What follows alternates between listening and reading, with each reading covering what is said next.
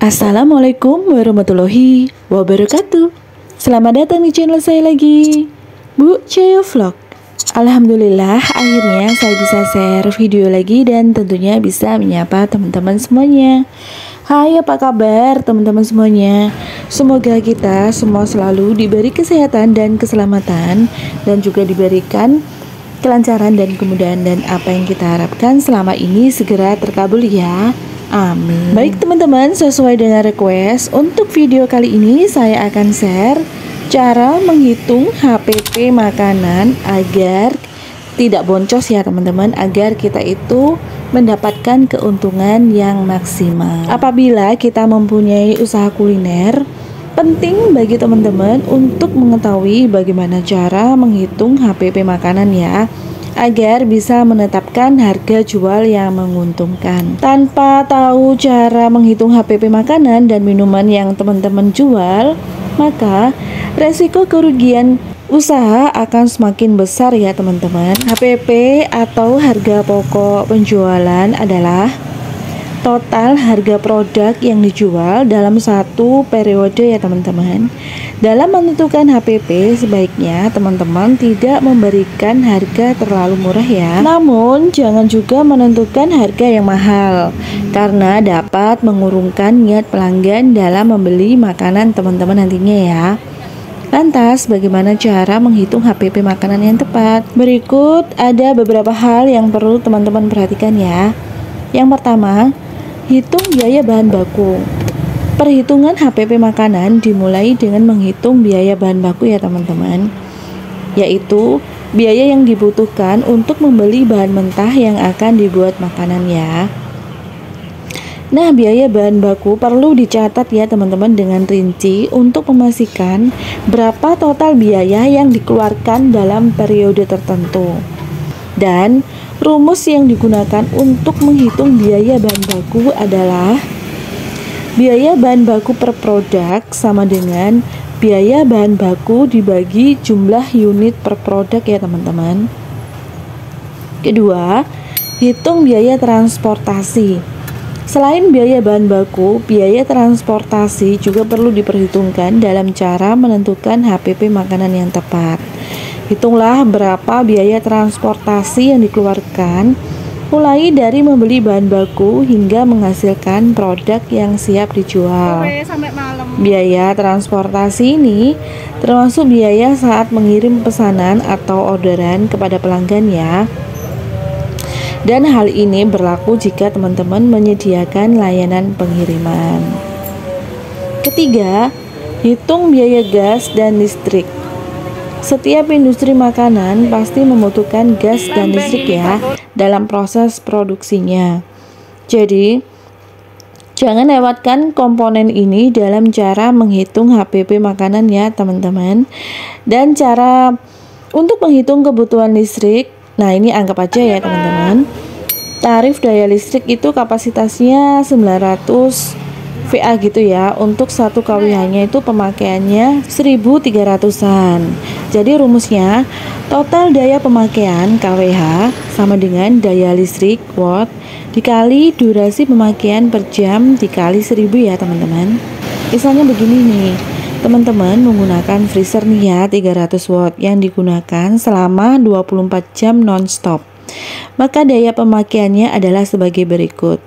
Total daya pemakaian kWh sama dengan 300 watt dikali 24 jam dibagi 1000. Nah, ketemunya itu 7,2 ya teman-teman. Jadi, tarif yang dikenakan untuk kulkas tersebut per harinya sebesar 7,2 dikali 1325 sama dengan 9.540. Nah, sementara itu cara untuk menghitung kebutuhan gas adalah sebagai berikut. Anggap aja harga isi ulang gas LPG yang 3 kilo itu adalah 17.000 ya teman-teman.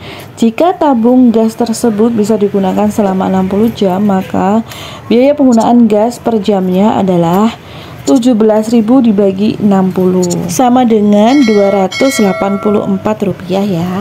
Dan yang keempat, hitung biaya pengemasan. Jika teman-teman menggunakan kemasan untuk produk yang jual, maka jangan lupa untuk menyertakan biaya pengemasan per produk ya teman-teman.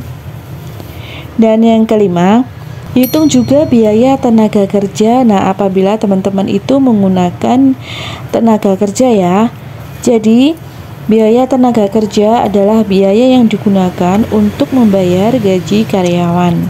Biaya tenaga kerja yang disertakan harus sudah mencukupi gaji, tunjangan, dan asuransi. Meski ingin mendapatkan keuntungan dalam bisnis atau usaha, namun pastikan teman-teman tetap mempertimbangkan kesejahteraan karyawan ya. Jadi, usahakan untuk memberikan upah tenaga kerja yang sesuai, namun keuntungan yang didapatkan juga bisa maksimal. Dan yang keenam, perhatikan juga jumlah makanan yang diproduksi ya. Jadi kita sebagai pelaku usaha kuliner makanan atau minuman perlu menghitung jumlah makanan yang diproduksi dalam suatu periode ya teman-teman. Contohnya ini seperti saya ini ya teman-teman, sebagai pelaku usaha kuliner cemilan pisang keju ya, perlu menghitung jumlah pisang keju yang saya produksi dalam satu hari ya teman-teman. Setiap usaha yang melakukan penjualan barang dan jasa wajib menghitung harga pokok penjualan atau HPP ya, agar dapat menentukan harga jual yang tepat sehingga mendapatkan keuntungan juga ya teman-teman. Tidak terkecuali bisnis makanan, usaha yang bergerak di bidang F&B perlu juga menghitung HPP makanan dan minuman yang dijual ya. Memang cara menghitung harga pokok penjualan atau HPP untuk usaha UMKM ya, apalagi UMKM makanan adalah salah satu topik yang sering ditanyakan oleh para pengusaha kuliner ya teman-teman, terutama yang baru merintis atau skala UMKM. Sebab jika salah menentukan HPP, pengusaha dikhawatirkan tidak akan mendapatkan keuntungan dari penjualannya. Dalam dunia akuntansi, harga pokok penjualan merupakan jumlah saldo awal persediaan dan harga pokok barang-barang yang dibeli ya. Nah, kemudian dikurangi jumlah persediaan akhir pada periode tertentu.